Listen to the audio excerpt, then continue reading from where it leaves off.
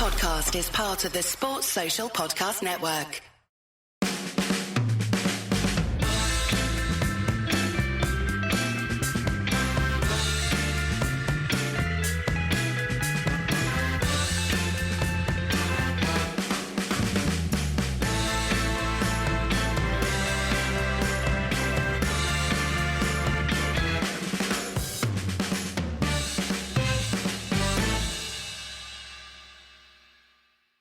All right, Daniel, it's taken 17 years, but finally we have the indication that the Glazers may be fucking the fuck off. It is a good day, is it not? We don't actually know. I mean, in theory, it should be one of the great days, but we don't know what we're going to get in their stead. And that is a problem because the Glazers are not the worst owners in the Premier League.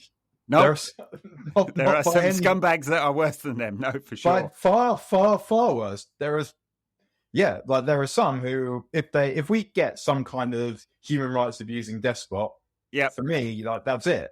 Yeah. Me and United are done.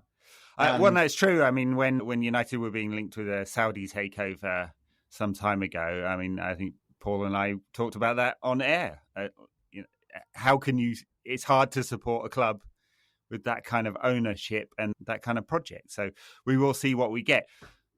If we take Chelsea as a benchmark, first, I'm making the assumption they're looking at a full sale rather than some kind of quote unquote strategic investment. And I'm making that assumption because I don't think there are too many people who would do that for a minority rights B-class shares, right? People can go buy those shares right now and they're worthless and they never grow. And so why would anyone do that?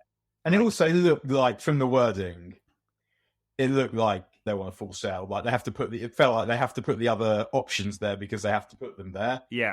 But no one wants. It's not even just what you said about the B-class shares. That why would you want to buy shares in a failing football club? Yeah. Whose owners are responsible for it failing, who will be continually stopping you from allowing that asset to appreciate in the way that it should.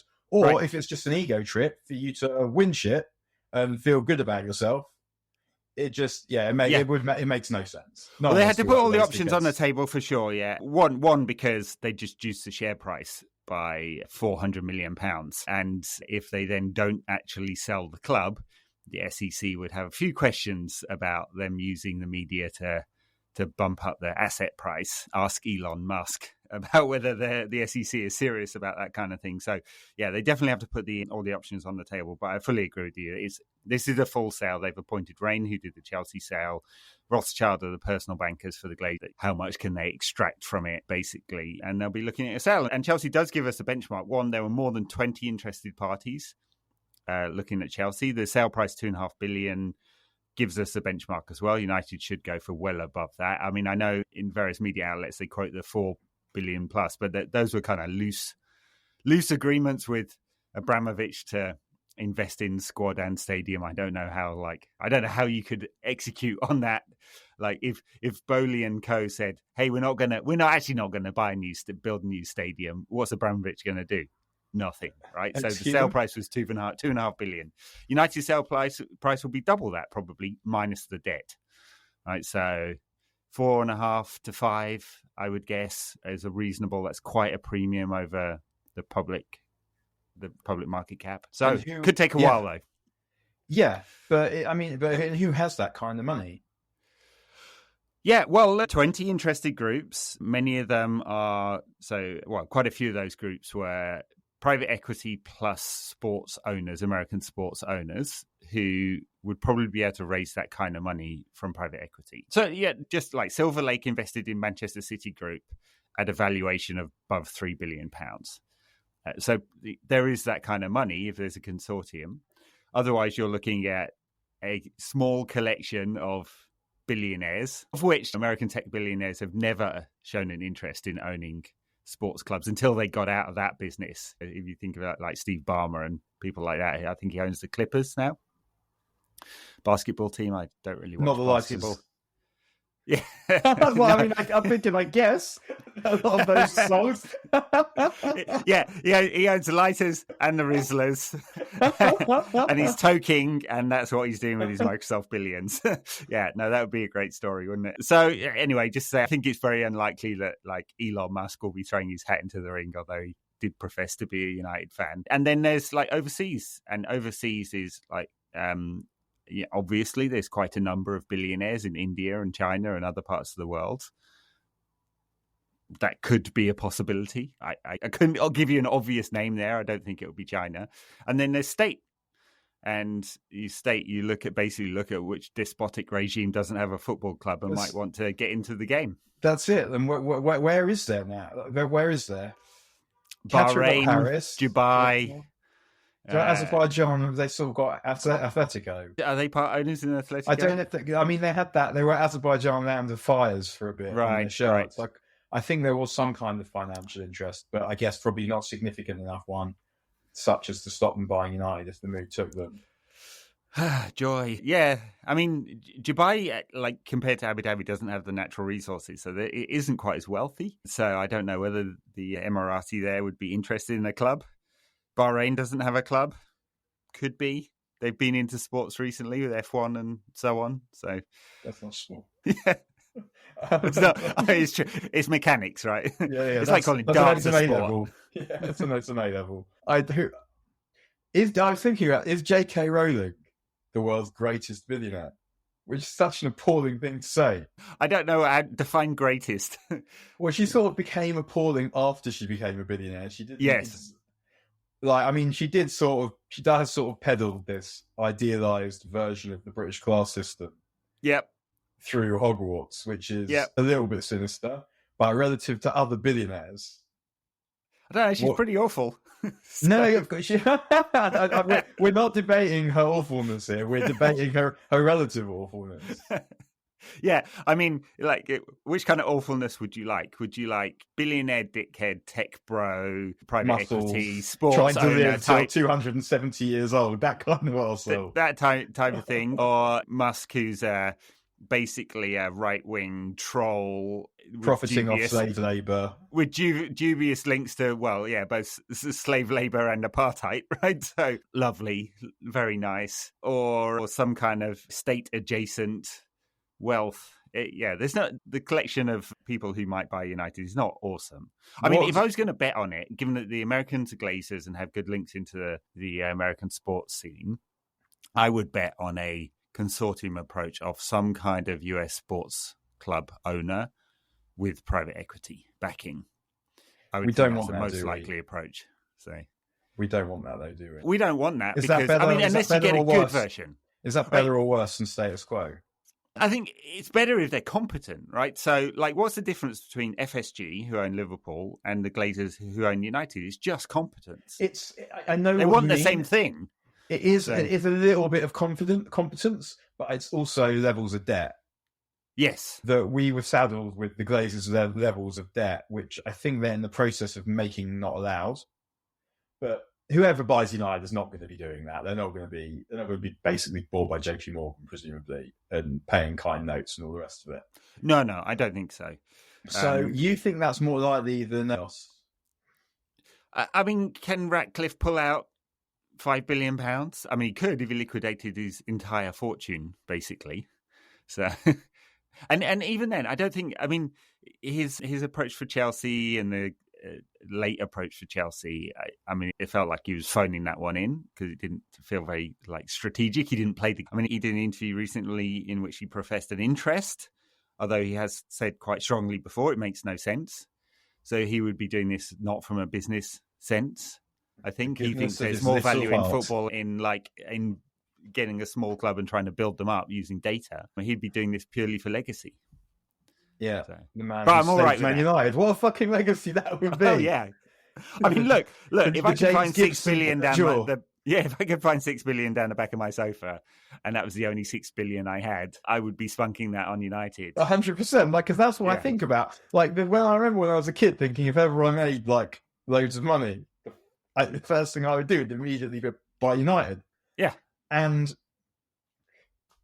then something I would never do would be express an interest in buying Chelsea. Yes. And the fact that he did do that, yeah. I mean, and maybe money changes you. I mean, Jonathan Goldstein, who is involved with Todd Bowley, is a Tottenham fan. Yeah. What on earth are you doing? He's just doing it for business, I think. But I actually don't think it's just business. I think it's probably some kind of hobby. Yeah. And I don't know. My agent once said to me, called me, so an old agent of mine, and said, "I've got an idea for a book. Would you spend a year following City around and then write about that?" And I said, "No." And then I communicated this conversation to my then girlfriend, now wife. And she said, why did you say no? And I said, because I'm not doing it. So no seemed like the obvious answer. And she said, but why wouldn't you do it? You know, you've got to build your career. You've got money for us, our family, blah, blah, blah. And I said, because I would just despise myself at every second of every day, even more than I already do. And this is not good for me. Yep. And then she said, well, no, but you should be willing to sacrifice. And I said, that's quite a sacrifice. I said, I've had an idea. How about I get a new girlfriend for a year? And I'm right about that. And try that out. Yeah. And we agreed that this would not be a good idea, and therefore this other thing would also not be a good idea. But what I'm saying is that, yeah, someone that expressed an interest in buying Chelsea doesn't sound very much like someone who would find 5 billion nid to buy United. Down the back of the sofa, yeah. I mean, it was a strange bid for Chelsea in that he wasn't part of the group of 21 who expressed their interest by the formal deadline to the Rain Group. The Rain Group are the same bankers organising the United sale. And he came at the last moment and he almost used it as a PR exercise. So it was really odd. And given that, I mean, Rain will have very different instructions now, right? For Abramovich, it was fine to buy it. It's a rush, and Abramovich was thinking about legacy in some fashion, right? It doesn't seem to be he was thinking about getting the biggest price possible. Although, to go off on a tangent, we don't know where that money has gone. No one can tell you where that money has gone. It was supposed to be going to feed starving Ukrainian children or something. But where has it gone? It was very carefully worded. It was that statement. Yeah, I'm betting it's in crypto somewhere on some dodgy exchange. Just a random guess. Anyway, so the Glazers will clearly be trying to sell for the biggest possible price. Well, Chelsea that is also the thing here. And, there's no strategy for making United better. No. Someone disgraceful offers the most money, they'll take that. Yeah, if it's the worst kind of Nazi-loving baby eater and they've got the cash, that's where United will be sold, right? And maybe Ratcliffe is that person. But to come back to Chelsea, it seemed just a very strange way of doing it. Like it was half-hearted. I'm not sure. It was like his ego said, I should be involved in this. But the business didn't approach it properly. So. Or is there anything that he was doing it to see the lay of the land with regard to buying United? Just because the reason why I say that is because the notion that the Glazers were ready to sell is not a new one. And the fact that we now know that they're ready to sell because they said so, they've clearly been talking about it for quite some time before that. And if you're someone who's expressed an interest and has the money, you must know that that is on the cards. Yes, yeah.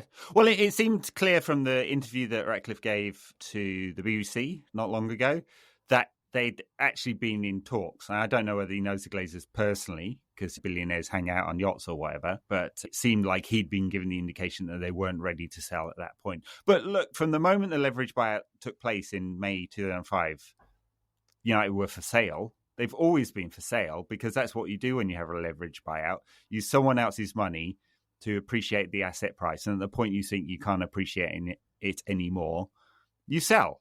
And the whole battle for around the debt and green and gold and the PIK loans to the conversion to the bonds was won by the Glazers when they IPO'd. That was the point they had full control and no one could do anything about it. And at that point, it was public and it was always then about the price. And the thing I would say is that the stupidity of the Glazers from a business point of view is that their mismanagement of the club means that asset price hasn't appreciated. It's only above the IPO price today because it's jumped 20% on news of them being sold, the club being up for sale. Right? Otherwise, they'd have lost money. They'd set fire to money all this time. Because presumably, if that's the thing, is that people assume often that people who are rich are really good businessmen, and sometimes it's not like that. And even with quite the Glazers, clearly, one of the things like they perhaps one of the reasons they're selling is they want the liquidity because they've got a lot of shopping malls and people don't really go to those anymore. People just buy shit on the internet. Yep. And feels like that's another thing they didn't see coming, in the same way that they definitely thought that they'd have sold individual TV rights by now. Yep. But they didn't see the no to that coming. And the same way they were involved in the Super League. Basically, the only things that they've done that have made money for United is just things that have come straight out of US sport. They're just sponsoring everything. Sponsoring the training gear, sponsoring the seats, like the noodle partner, Mr. fucking Potato Head. Yep. That kind, like there's no innovation.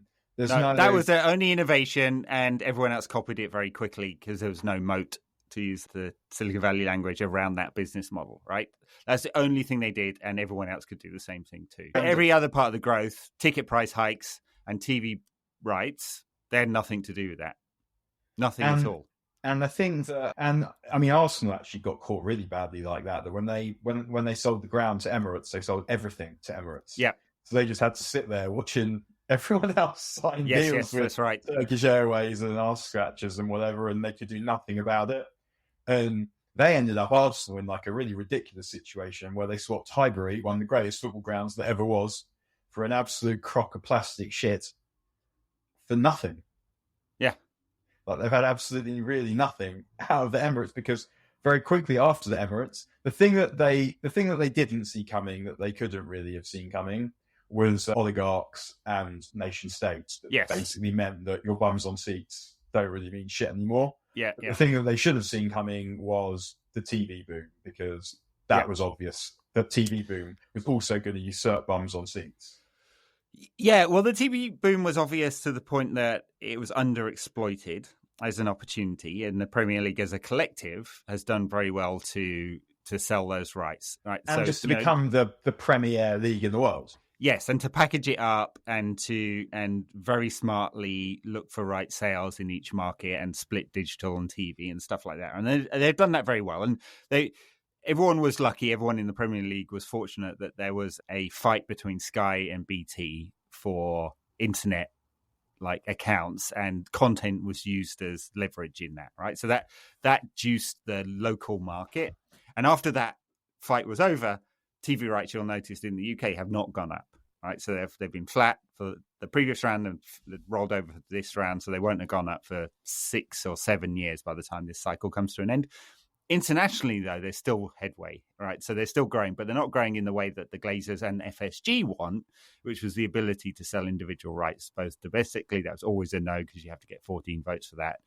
Although they tried to extract some concessions through Project Big Picture. And then the Super League, of course, was the one where not only were they carving off that money for themselves and excluding sort of the quote-unquote smaller clubs around Europe, but they were going to sell individual rights, starting with 4 per season, but almost certainly growing from there. And I guess they didn't see the fact that because they got the indication from Boris Johnson that it would be okay, they didn't see that the football community itself would come out against that so strongly. And as soon as that was over, FSG put Liverpool up for sale because there's no growth there. Right? They've expanded the ground about as much as it can be. I think there's another 5,000 seats going into Anfield, but there's nothing else to grow. And that's true of United as well. And also, they happened upon on the pitch was a freak that they got Klopp at a time when they just smashed a succession of transfers. Yeah, but that's not sustainable. Well, clearly, it's not sustainable. Yeah, yeah, and they presumably know that. Yeah. And I mean, Bowley's group gives another indication of like where things may be going, because I think I'm right in saying they think they can 5x their investment, right? They think football clubs Chelsea will become a £10 billion club. And the only way that happens is partially through growing the ground, but that's not enough, right? They're going to have a new Stamford Bridge, either on that site or somewhere else. The ground is not sorting that out. But mostly it's through rights. Yeah. And those rights have to be streaming either as a collective or individually. The individual one, I just can't see it. you're going to have 14 clubs in the Premier League vote for that, and it just feels impossible that that's going to be true. I mean, the only way you might streaming, do it... No, but if you centralise it... Streaming as a collective, like a Premflix. So everyone can buy to watch whatever team they want, and you still split the revenue equally. Yes. That would still be a lot more money for everyone. I think that is one bet. Yes, and whether it's the end of this cycle or the next cycle becomes part of that, one of the packages becomes a. I mean, it happened during lockdown, didn't streaming. It? Well, it did, but it was all through Sky, right? And so Sky was doing it, or Sky Now TV, which is Sky subsidiary, were showing every game, right? So that shows it can be done technically. And the question is the business model: do you go through a partner or do you do it yourself? You do it yourself, you take all the revenue, and you decide on the model. Is it a monthly sub? Or is it a per game thing, or a season ticket for your favorite team, or whatever? And also, once we're getting kind of metaversey about that kind of stuff, there's going to be even more headroom in what you can charge, because what you're going to be offering in terms of an experience is going to be really different to just sitting in front of the telly and watching it. Yeah. Yeah, potentially. I did once, when I used to do pieces on the website, I did once write an April Fool's about how Disney had bought the club and they were going to put 3D screens in the back of every seat so people could watch the action in the metaverse or something. I didn't think I called it the metaverse. Anyway, yeah, it all feels a bit ridiculous. You invented the metaverse? Yeah, I did. Yeah, totes, 100%. Yeah. I'm claiming that one. Yeah, I think it's a ridiculous idea. I did notice, actually, another tangent, but that United are now selling NFTs. They've learned something in that they are not pushing this as an asset that people can make money from, which is good, because that's a scam. And the price for them is reasonable, if still ridiculous, 30 quid for a JPEG that I will be screenshotting for free. But at least it's not 600 or what some of the other clubs are charging. So anyway, going off a tangent there. I don't think those kind of businesses are very big at the moment. I'm not expecting United or United's new owners to think that they're going to make bazillions out of the metaverse and NFTs. But individual rights sales or collective streaming rights sales for TV could well increase. Yeah, I mean, if you think about, I remember I met the head of digital at the NBA, and her idea was that 99% of NBA fans, probably more than 99%, will never, ever be able to go to it because there's a very limited number of tickets available. And so what do you do for everyone else who likes it? And if United truly do have 1.1 billion fans, the truth is they're not accessing a very large percentage of those fans, even through all the sale of TV rights around the world to however many 100 countries that the Premier League is sold to. A streaming service that's accessible on like a phone in rural India reaches more people and probably has more appeal than if you look at how many Netflix subscribers are there? A couple 100 million? Premflix probably has more appeal than that. So, yeah. Yeah, there's nothing that crosses borders, countries, cultures, sexualities, sexes, religions, more than football. Yeah, well, except if it's the World Cup and it's played in Qatar, where some of those groups that you mentioned are excluded, as we found out. But I totally get what you're saying. If they're interested in football, yep, they might well still be watching it. So they're not excluded in that sense. Obviously, the discrimination is appalling, and I'm not trying to make light of that in any way whatsoever. I'm just saying that football is universal. Yeah, for sure. And in a way that literally nothing else is. Yeah, nothing. I agree. And that's absolutely why, and we've had this debate before, that's absolutely why despots want a football club. And I wrote this last week. The only surprise is that it hasn't happened that often with the World Cup, that this is probably the fourth despotic World Cup. Mussolini in 34, the junta in 78, Putin in 2018, and this.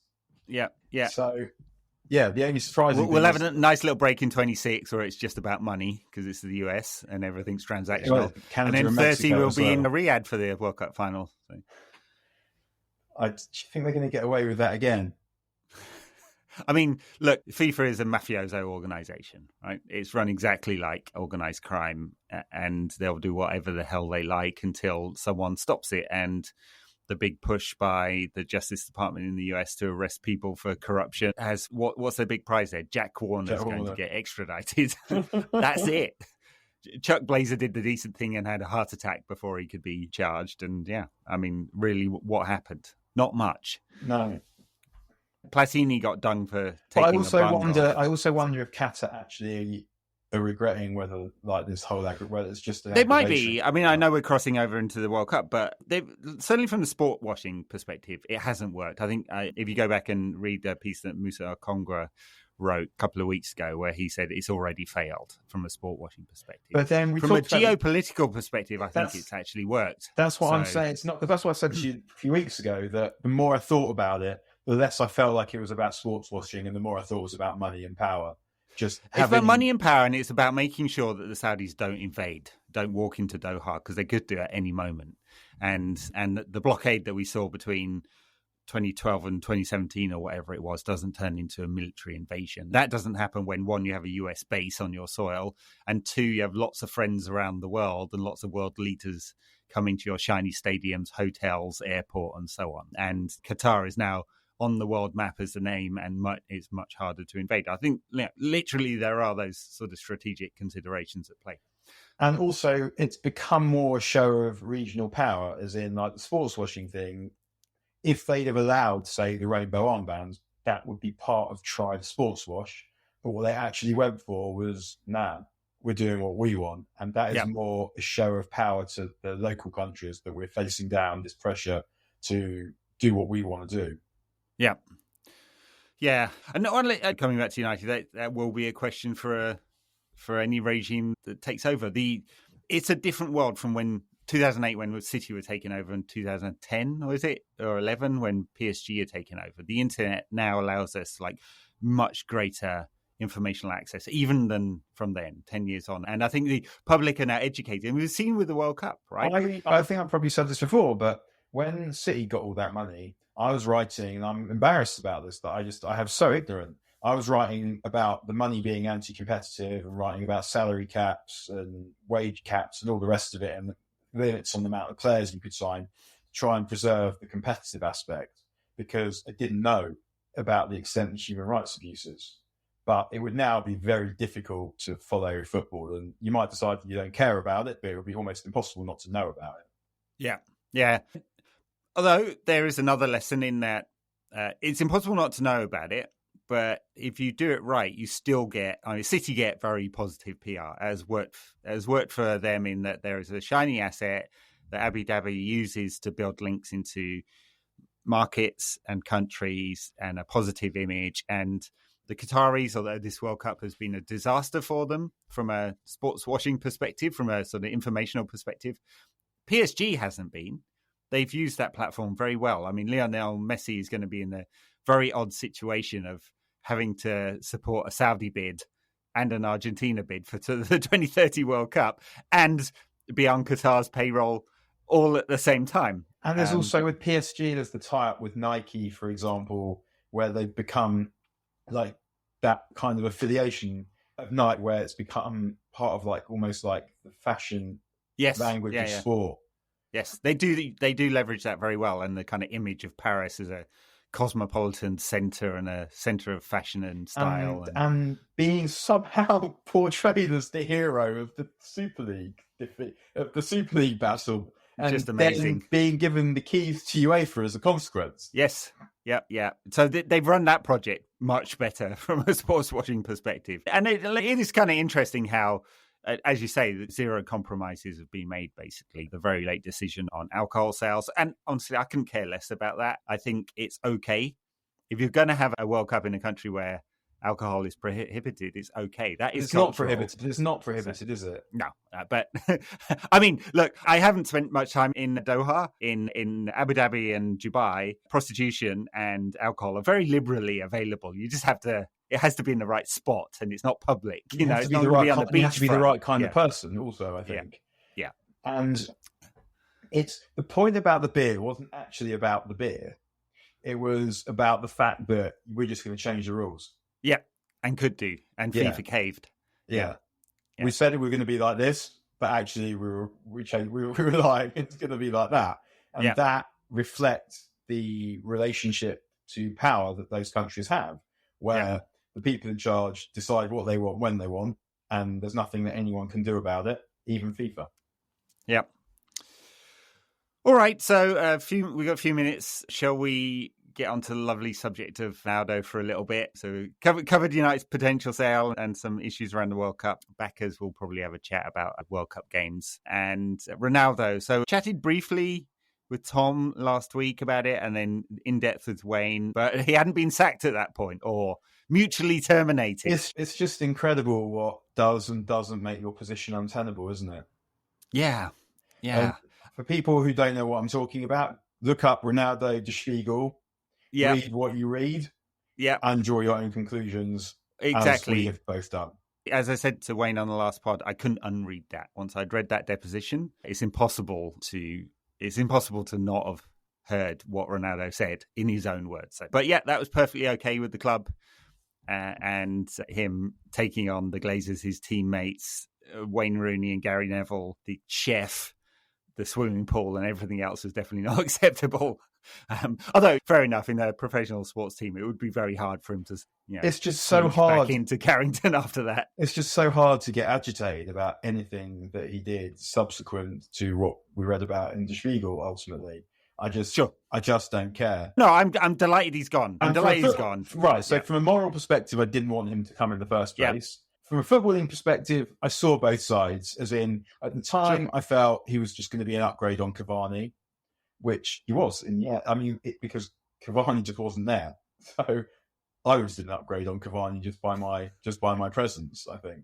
But and also, even though he did affect the balance of the team, and he did also, I'm sure, affect the balance of the changing room, it was on its arse before he came. United were shit against Southampton and shit against Wolves at the beginning of last season. They're really good against Leeds, but one of the reasons I think they're really good against Leeds was because Leeds were just the perfect opponent who played exactly as the way United wanted them to. United picked them off.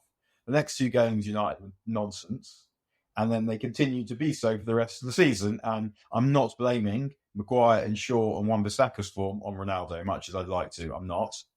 So the way I would see last season is, even though having him made it impossible to play the kind of football that Ole wanted to play, maybe that Ralph wanted to play, if Ronaldo had not been there, we would not even be in the Europa League. And anyone that thinks to the contrary, I've no idea what you're talking about, because United couldn't score any goals even with Ronaldo, who got 24 of them. Where were those 24 goals and some more goals coming from? Yeah. I mean, listen back to what I'd said when he joined. Obviously, we had the long conversation about Catherine Maguire and all of that. And then I said, his numbers are still elite. He'll score lots of goals. United won't be able to press with him in the team, though. I was actually more bullish and more positive on him joining than I thought I was in retrospect. If I think about how I felt of him, the reality of him being in the team, I've come to be much more negative about it, probably more negative than you are, because it's just been so disruptive. I think the most sensible thing. I totally agree that he was the wrong player. I'm just saying that without him, it would have been worse. That's all. Right. United should have done this in the summer. They should have said, look, we're bringing in Ten Hag. There's absolutely no way this is a fit. They should have just mutually terminated at that point. Well, what actually we don't really know what happened there, because he tried to terminate it. We don't, and I just can't imagine that Ten Hag wanted him around either. So it's no, I'm sure. But I don't. And he wanted out. The clear out was, okay, go. You can go for free. Find a club, and maybe that's the answer. He couldn't find a club, or he was asking for money, because it seems clear that he hasn't had a payoff. We'll never find out, because it would be buried in the wages anyway. But it seems like he's gone without a payoff. That was the answer in the summer, and it would have been much less disruptive for him and Ten Hag. As it is, Ten Hag has won, right? He won the power battle.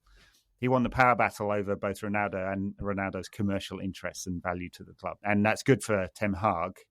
It also means he has to deliver, but I think we probably think he will do. But he has to deliver anyway. He has to deliver anyway. The question now is whether he gets money to spend, because we're saving close to half a million quid every week on Ronaldo. My sense is actually, in a way, I mean, obviously, I want the ideal thing that happens is United go and buy the best possible centre forward in January. Yeah, but I'd much rather they didn't buy anyone than they bought a dickhead. And I couldn't give you that name. I mean, it looks like the deal for Nkunku has definitely been done by Chelsea, so he's off the table. And the rest of the good strikers in Europe. I mean, I think Nkunku, I'm told, is brilliant. Yeah, and I mean, I've seen a bit of him myself, and he looks a player. I haven't, but I'm told by people who've seen him a lot more than I have that he's brilliant. That doesn't necessarily mean he's the right player. No, because I feel like Tino Werner scored 30-odd goals before he moved to Chelsea, and he turned out to be bobbing. So it's also, I think, that the centre forward that United buy needs to be someone who's going to score a lot of goals. Yeah, because there aren't necessarily enough goals coming from elsewhere, and that isn't at the moment Nkunku anyway. Sure. Yeah. I mean, so yes, I don't have an answer there. What is the right answer for United? And it's unlikely to happen straight after the World Cup in January. United traditionally don't do really big mega deals anyway. So it may well be that United are going to try and muddle through with Martial and Rashford and Garnacho and Anthony for the rest of the season. I guess I would prefer that to spending 40 million quid on someone who's not going to be a first choice. Yeah. I noticed Cody Gakpo, whose price is going up by the week, scored a nice goal for the Netherlands. Headed goal. It started at number 10, though, which is an interesting choice. Unless the plan is to convert him into a centre forward. And who knows how good that would be, or how much that would work. The last thing we need is another left winger. Yeah. And Martial, although managed to get himself fit just in time for no games, wasn't even called up to the France squad when they had two injuries to their main strikers. Nominations. Yeah, exactly. They've only got 25 players in the squad, and that's how much Deschamps rates him. In fairness, Deschamps is a clown, so there is also that. I mean, the first iteration of the France team, France won 4-1. The first iteration I saw had 5 defenders and 2 holding midfielders. In the end, Dembele played, which was a good choice because he was pretty good in that game. And they looked very strong despite all their injuries. But yeah, Deschamps, surely this is his last World Cup. It's so much talent for such a boring team. That's the thing, is that they're good in spite of him, not because of him. They're good because they've got good players. And we even watching them last night, it was much more about them getting the ball to Mbappe than it was about this is how they're going to play. And it doesn't look like their midfield is going to be good enough, I don't think, to win the World Cup. I mean, I'm just watching Spain now as we're talking, and I think that, Spain would beat France, because I think Spain, you started the game with 3 defenders, 7 midfielders, and no forwards. They don't have a striker, and that might cost them in the end. But they're just still so difficult to beat, because beating anyone when you have 30% possession or whatever it is extremely difficult. And they were very unlucky to get beat it was Italy that beat them in Euros. Yeah. When Spain, I thought, were the better team in that game. Yeah. Penalties, wasn't it? They just scored again now, 6-0. All right, Spain, as we record, a 6-0 up, looking very strong, amazing. Thought they wouldn't score any goals because they haven't got any forwards, but apparently that's not. Or maybe it's one of those things. Against a team like Costa Rica, it matters a lot less because the movement can be so good. But when the defences are a bit better, having someone who's in the middle, whose job it is to score, is much more useful than it is in this kind of fixture. But it's I mean, Germany are in trouble because Japan are going to beat Costa Rica as well. Yeah. And then Germany are going to have to beat Spain. Yeah. And they won't, probably.